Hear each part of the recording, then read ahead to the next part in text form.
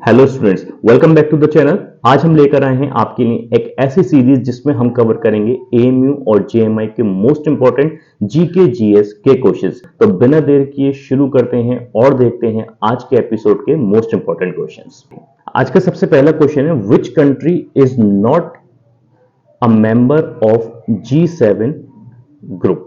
ठीक है, तो इसमें से कौन सी ऐसी कंट्री है जो कि हमारे G7 का मेंबर नहीं है, यानी कि G7 यानी कि वर्ल्ड की सबसे ग्रेट 7 कंट्री। तो इनमें से जो हमारा मेंबर नहीं है G7 का, उसका आंसर है आपका, the correct answer is China.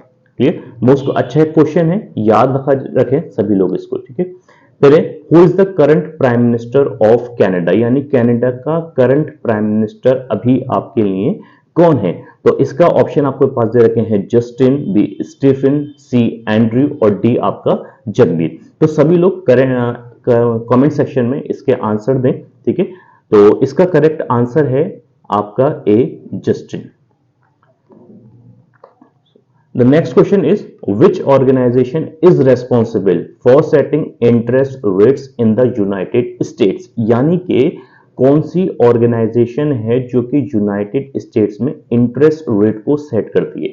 कौन से इंटरेस्ट रेट, जैसे कि अगर हम लोन ले रहे हैं, क्लियर, या कोई भी काम कर रहे हैं तो उस पे, या फिर जैसे कि सेविंग अकाउंट है या आपका एफडी अकाउंट है, तो इन सारी चीजों से रिलेटेड कौन सी ऐसी ऑर्गेनाइजेशन है यूएस में जो कि इन सब पे इंटरेस्ट को चार्ज करती है। जैसे कि लोन पे कितने परसेंट इंटरेस्ट लेना है, सेविंग पे अकाउंट पे कितना परसेंट इंटरेस्ट देना है, ये सारे इंटरेस्ट रेट को सेट कौन करता है। So first option is IMF यानी इंटरनेशनल मॉनेटरी फंड, फिर आपका ईसीबी, आरबीआई और आपका फेडरल रिजर्व। सो इसका जो करेक्ट आंसर होगा वो होगा आपका डी, फेडरल रिजर्व। ठीक है, फेडरल रिजर्व जो कि यूएस के पोर्शन को संभालता है, आरबीआई जो कि आपके इंडिया को संभालेगा, ये यूरोपियन कंट्रीज में, और आईएमएफ यानी कि इंटरनेशनल मॉनेटरी फंड, ये आपका काम करता है उन कंट्रीज को लोन प्रोवाइड करने के लिए जिनको उसकी जरूरत होती है। So now the next question is, what is the smallest unit of computer memory? यानी कंप्यूटर में हमारे पास जितनी भी हमारे पास चाहे इमेजेस हो, सॉन्ग्स हो, वॉइस नोट्स हो, कुछ भी, तो उसको सेव करने के लिए हमारे पास सबसे छोटी मेमोरी क्या होती है। So first option is kilobyte, byte, bit और मेगाबाइट। चलिए सभी लोग इसका आंसर कमेंट सेक्शन में दें।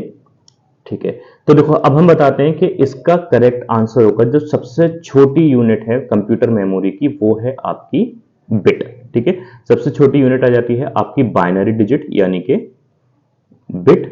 बिट से बड़ी आपके पास में आ जाती है बाइट, बाइट से बड़ी आती है आपके पास में किलोबाइट, और किलोबाइट से बड़ी आती है आपके पास में मेगाबाइट। Is that clear? चलो अब देखते हैं आज का नेक्स्ट क्वेश्चन।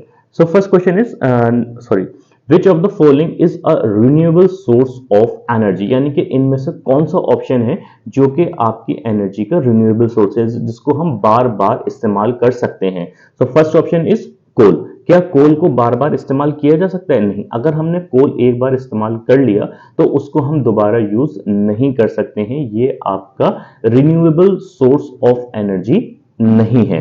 नेक्स्ट हम बात करते हैं नेचुरल गैस की। तो नेचुरल गैस भी हमारा रिन्यूएबल सोर्स ऑफ एनर्जी नहीं है, क्योंकि एक बार जो हमने इसको एक्सट्रैक्ट किया उसके बाद उसको दोबारा यूज नहीं कर सकते। नेक्स्ट आता है आपका पेट्रोलियम। तो पेट्रोलियम जो ऑयल रिफाइनरीज से हमारे पास में आता है, क्या ये रिन्यूएबल सोर्स है? ये भी रिन्यूएबल सोर्स ऑफ एनर्जी नहीं है, क्योंकि एक बार जो हमने पेट्रोल यूज किया वो दोबारा यूज नहीं होगा। सो the correct answer is solar energy, यानी कि सोलर एनर्जी एक ऐसा सोर्स है हमारी एनर्जी का जो कि रिन्यूएबल है, जो कि कभी खत्म होने वाला नहीं है। चलिए अब बढ़ते हैं अपने नेक्स्ट क्वेश्चन की तरफ, वो है आपका, who was the first president of the United states. ठीक है, यानी कि इनमें से कौन है जो कि यूएस का सबसे पहला प्रेसिडेंट बना था। सो ऑप्शन है आपके पास में थॉमस, जॉर्ज, अब्राहम और जॉन एडम्स। ठीक है, तो इसका करेक्ट आंसर है आपका जॉर्ज वॉशिंगटन, यानी कि जॉर्ज वॉशिंगटन इनमें से एक ऐसे पर्सन हैं जो कि यूनाइटेड स्टेट के सबसे पहले प्रेसिडेंट बने थे। नेक्स्ट आते हैं आपके पास में which continent is the largest by land area, यानी कि इनमें से कौन सा कॉन्टिनेंट है जो लैंड एरिया के बेसिस पर इनमें से सबसे ज्यादा बड़ा है। ठीक है, सो ऑप्शन है आपके पास में south America, north America, Africa और एशिया। तो अगर हम बात करें लैंड एरिया के बेसिस पे, तो लैंड एरिया के बेसिस पे जो सबसे बड़ा हमारे पास में कॉन्टिनेंट है वो है आपका Asia. So the correct answer is a. और अगर हम कहें कि लैंड एरिया के बेसिस पे सबसे छोटा कॉन्टिनेंट कौन सा है, ठीक है, जिसको पता है वो आपका आंसर बताए। तो जो सबसे छोटा कॉन्टिनेंट है लैंड एरिया के बेसिस पे वो है आपका ऑस्ट्रेलिया। चलें अब देखते हैं next question. So who wrote the famous novel to kill a mockingbird, ठीक है, यानी कि एक नॉवेल है to kill a mockingbird. ये नॉवेल आपकी किसने लिखी थी? अर्नेस्ट ने, हार्पर ली, जेके रोलिंग और एफ स्कॉट फिट्जगेराल्ड। ठीक है, so the correct answer is Harper Lee. Next question, who holds the record for the most Olympic gold medals in athletics, यानी कि इनमें से कौन है जिसके पास ओलंपिक के सबसे ज्यादा गोल्ड मेडल्स हैं in athletics, track and field. Clear, यानी कि इनमें से कौन है जिसके एथलेटिक्स में सबसे ज्यादा गोल्ड मेडल हैं ओलंपिक में। So option is Usain Bolt, Carl Lewis, Michael Phelps और जेस ओन्स। ठीक है, so the correct answer of this question is Usain Bolt. Next question, which country recently became the first in the world to approve a COVID-19 vaccine for emergency use in children age 5 to 11, यानी इनमें से कौन सी country ऐसी है जिसने सबसे पहले कोविड-19 की वैक्सीन बनाई थी जो कि बच्चों को दी जा सकती है? क्या वो यूनाइटेड स्टेट्स था, क्या वो चाइना है, क्या वो रशिया है या फिर वो यूनाइटेड किंगडम है? So the correct answer is United states. Next question, what is the main purpose of blockchain technology? Blockchain technology क्या होती है कि हमारे पास में इसके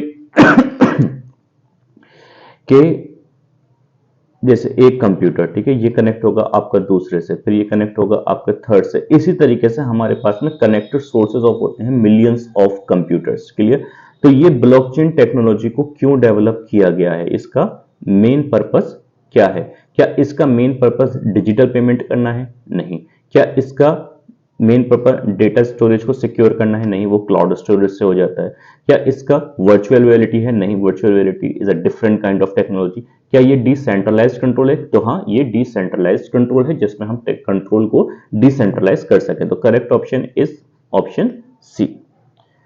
the next question is which disease is caused by Epstein Barr virus, ठीक है, यानी कि इनमें से कौन सी डिजीज है जो कि एप्स्टीन वायरस से होती है? क्या वो इन्फ्लुएंजा है, क्या वो मीसल्स हैं, क्या वो मोनोन्यूक्लियोसिस है या फिर वो हेपेटाइटिस बी है? ठीक है, so the correct answer is option C, mononucleosis. ठीक है, तो अब बात कर लेते हैं कि ये बाकी डिजीजेस कौन कौन से वायरस से होती हैं। ठीक है, तो अगर हम बात करें इन्फ्लुएंजा की, तो इन्फ्लुएंजा जो होता है वो होता है आपका इन्फ्लुएंजा वायरस से। मीसल्स जो होता है वो होता है आपका मीसल्स वायरस, ठीक है, जिसे हम RNA भी बोलते हैं, एंड ह्यूमन जो होते हैं उसके नेचुरल होस्ट होते हैं। फिर आता है आपका हेपेटाइटिस बी, तो इसका नाम ये होता है आपका हेपेटाइटिस वायरस। ठीक है, अब नेक्स्ट क्वेश्चन है, what is the name of the political ideology that advocates for the abolition of government and the establishment of stateless society, यानी कि ऐसी कौन सी पॉलिटिकल टर्म, कौन सा पॉलिटिकल वर्ड है जिसको हम इस्तेमाल करते हैं एक ऐसी चीज के लिए जहां पर हम गवर्नमेंट को बिल्कुल हटा दें और एक ऐसी कंट्री बना लें जो कि बिना गवर्नमेंट के चलाई जाए?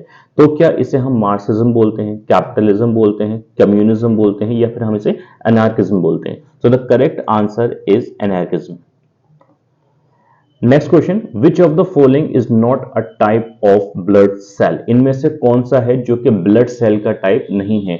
क्या वो आरबीसी है, क्या वो डब्ल्यूबीसी है, क्या वो प्लेटलेट्स हैं या फिर वो इंसुलिन है? तो the correct option is D, insulin, जिसको हम इस्तेमाल करते हैं अपने डायबिटीज पेशेंट के लिए, डायबिटीज को कंट्रोल करने के लिए। ये आपका नेचुरल भी होता है और आपका इंजेक्ट भी किया जा सकता है।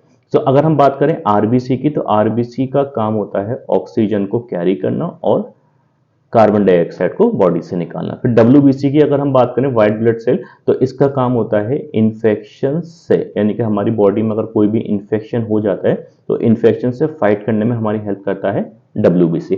प्लेटलेट्स का काम करें तो प्लेटलेट्स जो होते हैं वो क्लॉट्स फॉर्म करते हैं ताकि जो ब्लड लॉस है उसे कम किया जा सके या बिल्कुल रोका जा सके। ठीक है, क्लॉट्स क्या होते हैं, जैसे आपको कोई चोट लग गई, चोट लगने के बाद में क्या होता है कि इसके ऊपर आपके जैसे हम लोकल लैंग्वेज में करंट भी बोलते हैं, तो वो आपका यहाँ क्लॉट्स फॉर्म होने लगते हैं ताकि जो ब्लड लॉस है आपका वो प्रोटेक्ट हो सके। तो ये होता है आपका प्लेटलेट्स है। अगर आपकी रिपोर्ट्स में प्लेटलेट्स डाउन चले जाते हैं, जैसे डेंगू में हम देखें प्लेटलेट्स अगर आपकी डाउन चली गई, तो इसका मतलब है कि अगर आपको कहीं से भी छोटा सा कट लगा तो आपका ब्लड लॉस रिकवर नहीं हो पाएगा, ब्लड लॉस नहीं रुक पाएगा, जिससे आपकी डेथ भी हो सकती है। Next question, who played the character of Harry Potter in the film series based on the books by J.K. Rowling. ठीक है, तो हैरी पॉटर एक बुक सीरीज है जिसको लिखा है J.K. रॉलिंग ने। तो इसमें हैरी पॉटर का जो कैरेक्टर है वो किसने प्ले करा था? क्या वो डैनियल है, रुपर्ट है, टॉम फेल्टन है, या फिर वो आपका एमा वॉटसन है? तो जिसने आपका हैरी पॉटर का रोल प्ले किया था सो वो था आपका Daniel Radcliffe. Next question, who painted the famous art work starry night. ठीक है, स्टारी नाइट जो कि एक पेंटिंग है, ये इसको किस पेंटर ने, जो फेमस आर्ट वर्क है ये किसने किया था? ये आपका विंसेंट ने किया, पैब्लो पिकासो ने किया, लियोनार्डो डा विंसी, या फिर क्लॉड मोनेट ने किया? So the correct answer is Vincent van George. Next, बहुत अच्छा क्वेश्चन है, बहुत ही सिंपल सा क्वेश्चन है, बचपन से सब पढ़ते आ रहे हैं। What is the value of pi to 2 decimal places? Pi की वैल्यू क्या होती है सभी को पता है, बिना ऑप्शन देखे बता सकते हैं, इट इज 3.14।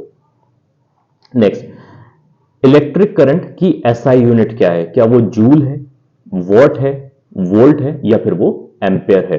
सभी लोगों को इसका आंसर पता होगा, तो correct answer is option D, that is ampere. अगर हम बात करें जूल का, तो जूल किसकी एसआई यूनिट है? जूल है आपकी एनर्जी की एसआई यूनिट। वॉट की अगर हम बात करें तो ये है आपकी पावर की एसआई यूनिट। अगर हम वोल्ट की बात करें तो ये है आपकी इलेक्ट्रिक पोटेंशियल की SI unit. Clear? Next, what is the chemical symbol for gold? Gold का हम क्या केमिकल सिंबल देते हैं?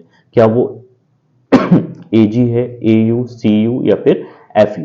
तो गोल्ड के लिए जो हम केमिकल सिंबल इस्तेमाल करते हैं वो होता है आपका Au, और Ag जो हम इस्तेमाल करते हैं वो हम इस्तेमाल करते हैं सिल्वर के लिए, Cu हम इस्तेमाल करते हैं कॉपर के लिए, और Fe हम इस्तेमाल करते हैं आयरन के लिए।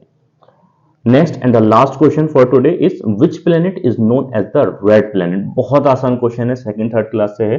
तो ये क्या है, रेड प्लेनेट इनमें से क्या कहलाता है? क्या वो अर्थ है, क्या वो मार्स है, क्या वो जुपिटर है, या फिर वो आपका वीनस है? तो correct answer is option B, that is Mars. Mars को हम क्या कहते हैं? मार्स हमारा फेमस है रेड प्लेनेट के नाम से। ठीक है, तो आज के लिए हमारे पास में ये थे 20 आपके मोस्ट इंपॉर्टेंट एमसीक्यूज जो कि पूछे जा सकते हैं आपके एएमआई और जीएमआई के एंट्रेंस में। बाकी की सीरीज के लिए बने रहें और चैनल को सब्सक्राइब करें और वीडियो को लाइक करना ना भूलें।